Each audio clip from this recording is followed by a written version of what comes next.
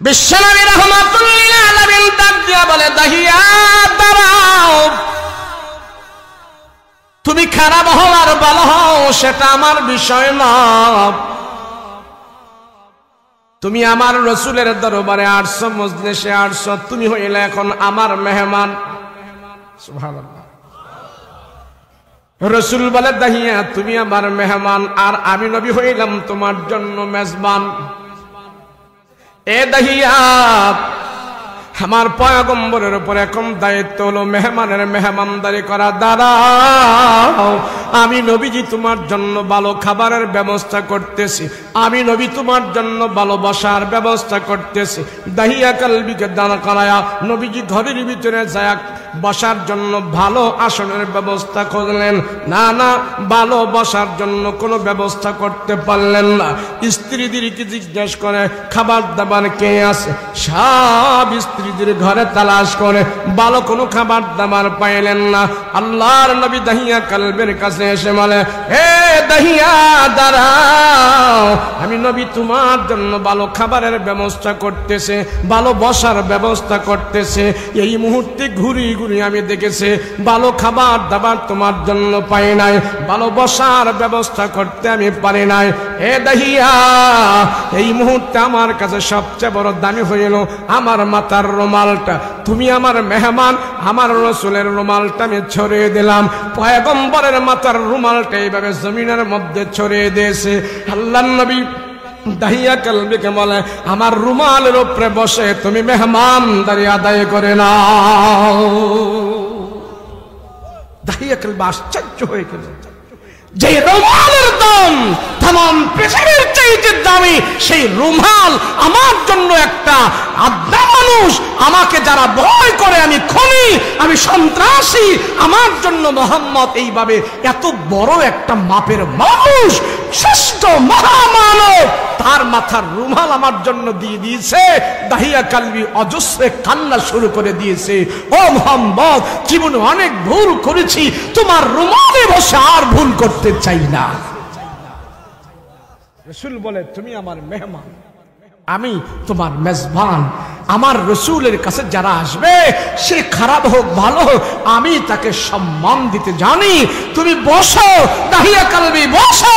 রসুল পাক সাল্লাল্লাহু আলাইহি সাল্লাম তাকে জোর করে বসালেন। ও দাহিয়া বসো। আল্লাহর রসুলের এই আদব দেখে দাহিয়া কালবির চোখ থেকে পানি টপ টপ করে পড়তেছে।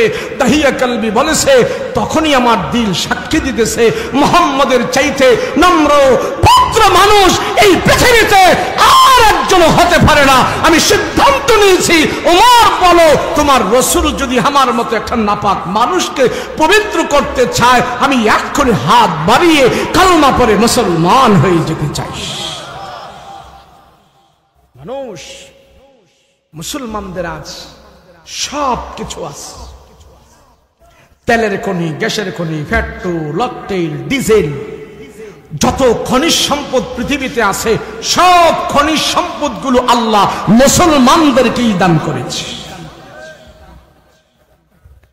একক হিসাবে মুসলমানেরা এই পৃথিবীতে সংখ্যায় বেশি, মালে বেশি, সব দিক দিয়ে বেশি মুসলমান, কিন্তু সারা দুনিয়াতে আজ মুসলমানেরা কুত্তার মতো পিটানি খাইতেছে। কারণ কি?